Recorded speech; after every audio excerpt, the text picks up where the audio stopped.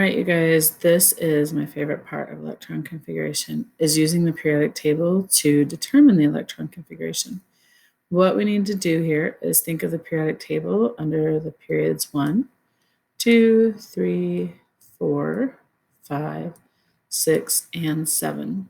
So remember, if you recall from the last video, the electron configuration, you're going to have an energy level, an orbital type, and the number of electrons that you have in that particular orbital type.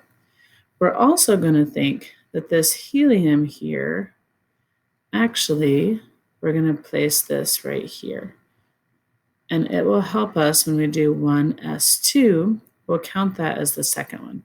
So that'll help us to remember why this one is in the actual s orbital, even though it looks like over here in the p block.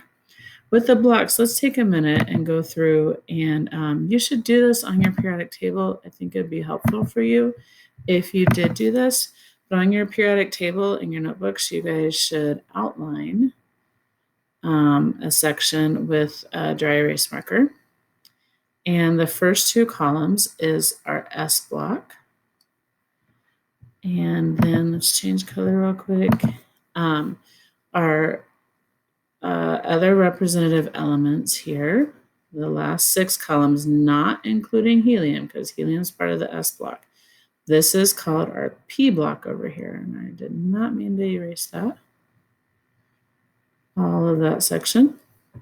Then we'll come down here to our D block. The transition metals is our D block. Okay, and then finally, we'll go toward the bottom, and that will be our F block.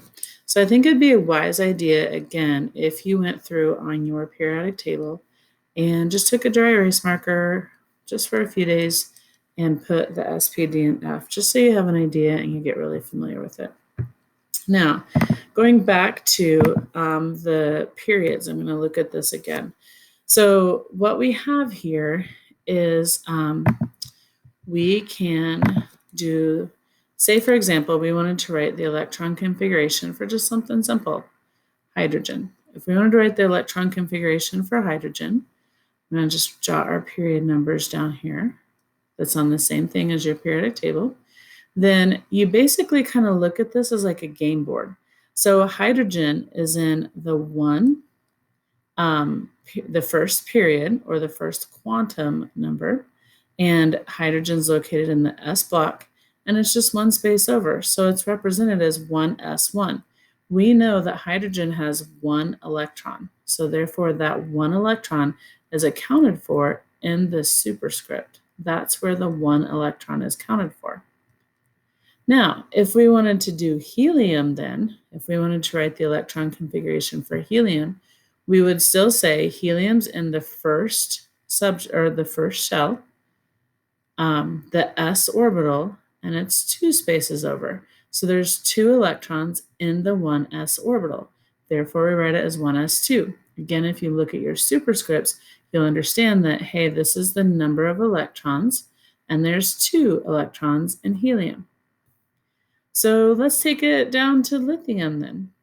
So if we do lithium, we start up here with hydrogen, and we're going to fill in the 1s2 orbitals, and we have not hit lithium yet, so we keep going.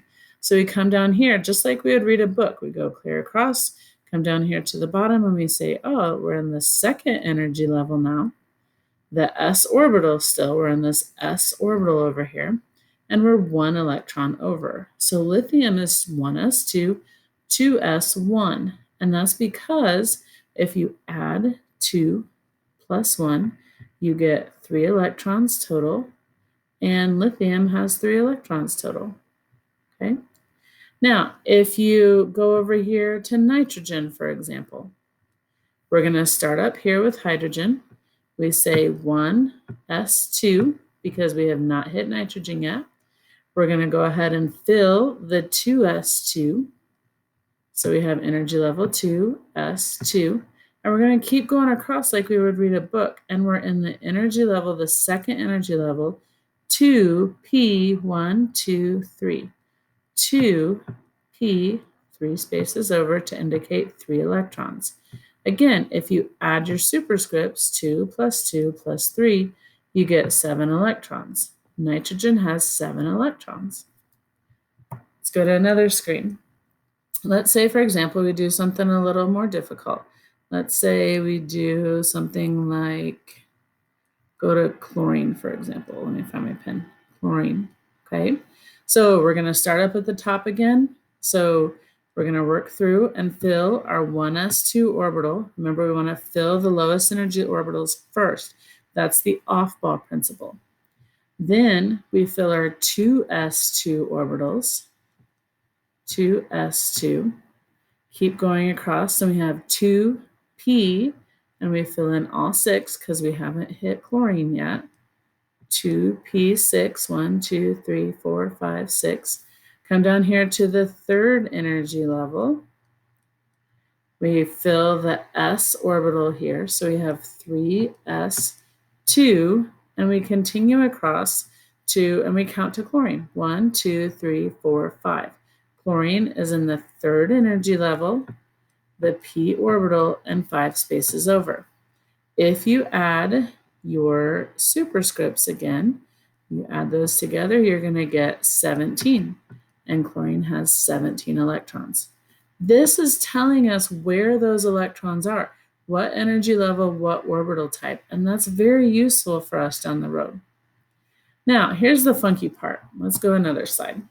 Here's the funky part. Let's say I get on something like titanium. And I start at the top and I go, okay, so I'm with hydrogen. I fill my 1s2. Okay. I go and I fill my 2s2. And I keep going across and I fill my 2p6. And I come down here to 3s2. And keep going across. And I fill my 3p6. Energy level 3, orbital type P, 6 spaces, 6 electrons. Then I fill my 4s2. And then here's the weird part, and this goes back to the off-ball principle. This here, even though it's in the 4th row on the periodic table, we refer to this row as 3D. We refer to this row as 4D, 5D, and 6D. The reason that is because the off-ball principle tells us we fill our 4s before we can fill our 3d, then we fill our 4p. So now we're in for titanium here. Titanium is in the 3d orbital, so we say 3d, and there's 1, 2 spaces over, 3d2. If we add all of our superscripts again, we're going to add those up, and a great way to double check is to add those up, and you should get 22. So again, if you are in the d orbital, you basically have to subtract 1. Now, the same regard here, you would say 4s2, 3d10, but now you're going back to 4p1. So gallium, and after you do the 3ds, because of the off-ball, you would go back to 4p's. So the s and the p's correlate directly with the period numbers on the periodic table. Let's take another example. Let's say, we're down here. This is the tricky part, is the f orbitals, and I'll go over those with you in class.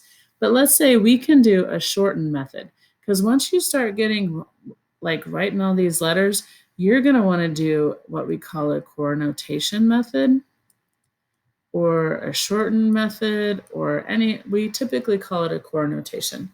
So say, for example, I want to do the electron configuration for arsenic.